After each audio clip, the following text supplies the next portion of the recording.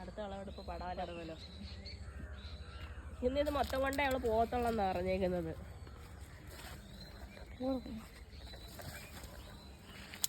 ചെറുതാ, വലിയ വലിപ്പമൊന്നുമില്ല. ടേസ്റ്റ് കാണും.